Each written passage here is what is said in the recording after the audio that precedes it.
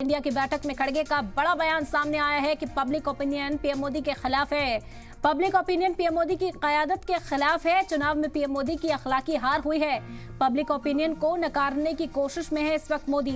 हम सभी पार्टियों का खैर मकदम करेंगे। मल्लिकार्जुन खड़गे का बड़ा बयान इस वक्त आप तक पहुंचा रहे हैं। आपको बता दें कि इंडिया अलायंस की मीटिंग इस वक्त जारी है। तमाम अपोजिशन के जो लीडरान हैं वो इस मीटिंग में हिस्सा लेने के लिए पहुंचे हैं और ऐसे में मल्लिकार्जुन खड़गे का बड़ा बयान। कल भी कांग्रेस की प्रेस कॉन्फ्रेंस में इस बात को कहा गया था कि अवाम ने बीजेपी के खिलाफ वोट किया है। ये बात कांग्रेस की ओर से सामने रखी गई थी। पब्लिक ओपिनियन पीएम मोदी और पूरी बीजेपी के खिलाफ बताया गया था और इसी वजह से अब उन्होंने कहा है कि पब्लिक ओपिनियन को मानना चाहिए। हम सभी पार्टियों का खैर मकदम करते हैं। इंडिया अलायंस में सभी इत्तेहादी पार्टियों का खैर मकदम है। दरवाजे खुले हैं, जो पार्टी चाहे इंडिया अलायंस के साथ आ सकती है।